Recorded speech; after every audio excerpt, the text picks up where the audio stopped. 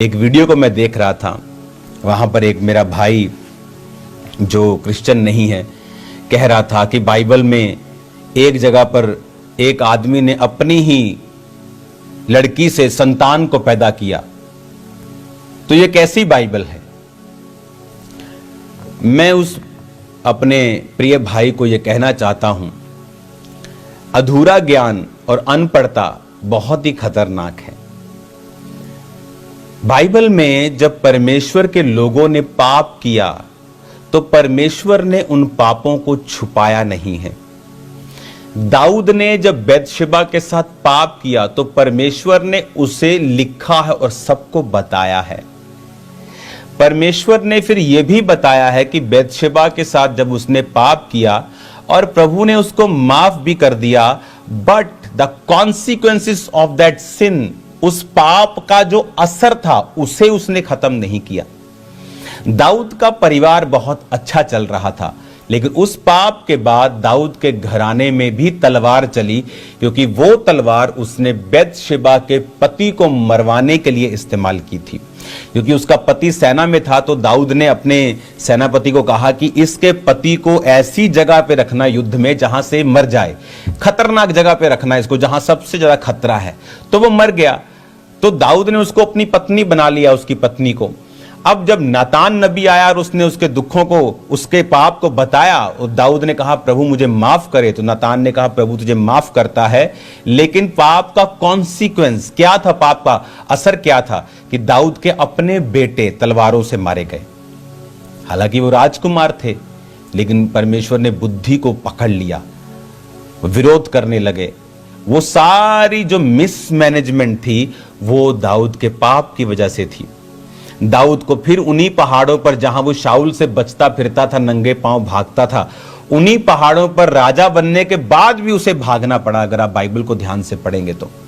और बाइबल कहती लोग उसे श्रापित करने लगे, ओछा कहने लगे, उसको कहने लगे तूने शाऊल को मारा इसलिए खुदा का क्रोध तुझ पे आया है।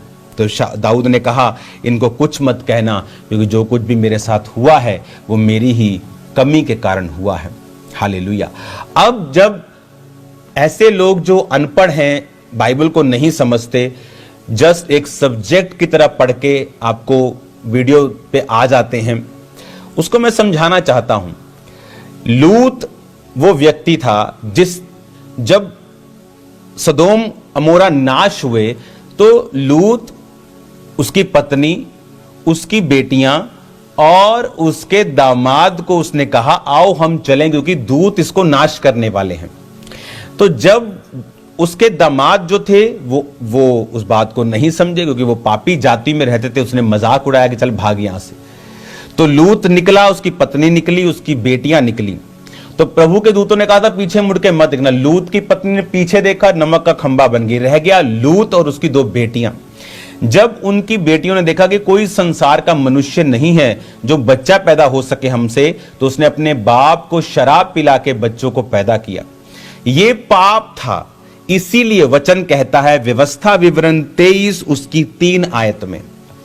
अब उन बच्चों का नाम लिखा, कोई अम्मोनी या मुआबी यहोवा की सभा में ना आने पाए। अब अपनी स्क्रीन पर आप देखोगे,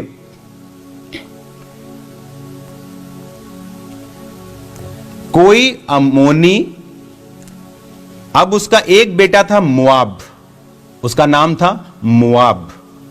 उसका एक बेटा, दूसरी औरत जो दूसरा पैदा हुआ, उसका नाम था अम्मोन। जो बड़ा था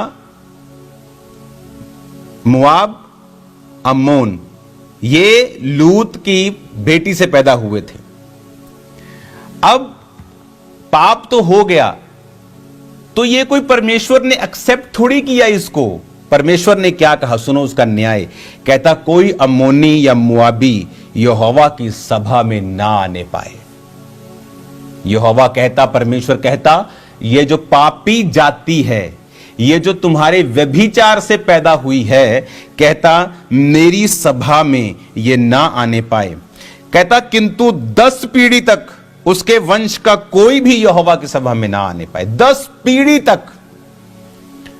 लूत की बेटियों से जो पैदा हुए मोआब और अम्मोन, खुदा कहता इनकी 10 पीढ़ियां, इसका बेटा, उसका बेटा, उसका बेटा, उसका बेटा, उसका बेटा, पोता पड़, grand grand grand grand son, उसका उसका उसका उसका 10 पीढ़ियों तक ये मुझे अपनी शक्ल ना दिखाए। इतना नफरत करता है परमेश्वर पाप से। वो तुम्हारी तरह नहीं है कि थोड़े से पैसे में बिक गए और बाइबल की खिलाफत शुरू कर दी।